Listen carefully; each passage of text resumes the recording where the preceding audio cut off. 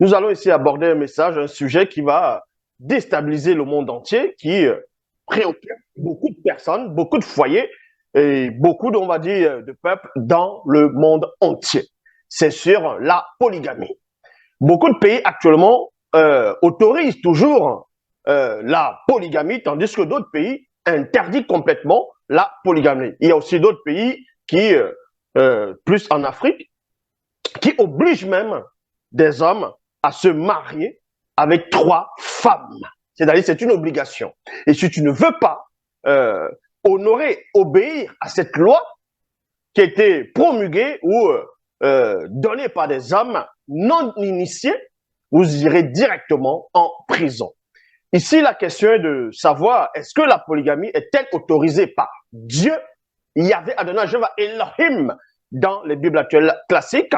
Parce que ceux qui se disent pasteurs, révérends, bishops, maréchaux, apôtres, diacres, prophétesses inspirés, ou tout simplement, entre guillemets, Dieu m'a dit, le Saint-Esprit m'a mis à cœur, vont faire des débats sur la polygamie. D'autres vont être d'accord avec ça, tandis que d'autres vont refuser, vont rejeter la théorie qui veut que la Bible actuelle classique, ou tout simplement que Dieu aurait instauré la polygamie dans l'Ancien Testament. Et ceux qui se disent pasteurs, beaucoup d'entre eux sont mariés avec des femmes et vont essayer de prendre les Bibles, les versions pour les versets, pour essayer de expliquer des versets sans toutefois pénétrer la nature elle-même de ce verset.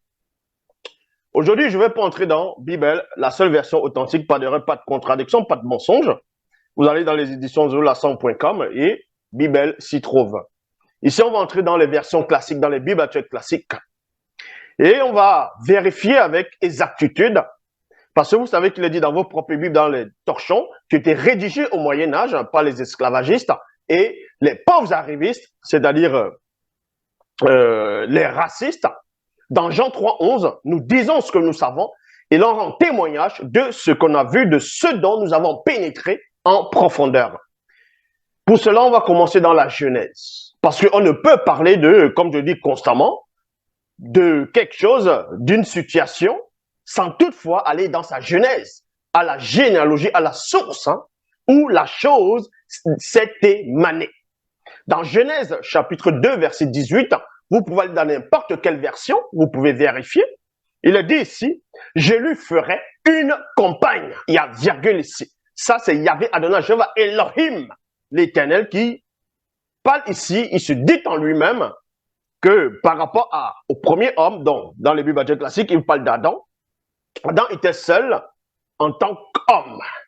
Et maintenant, Dieu, Yahvé, va se dire au-dedans de lui que l'homme, il n'est pas bien qu'il soit seul. Je le ferai une aide. Dans d'autres versions, une aide semblable à lui, ici, c'est une compagne, et non 2 et non 3. Mais c'est le singulier. Il faut comprendre, parce que ça, c'est la base. Donc, avant de parler de la polygamie ou la monogamie, il faut d'abord aller à l'origine où tout a commencé. Mais l'origine par rapport à la Genèse de 18 vous apprend que c'était la monogamie et non la polygamie.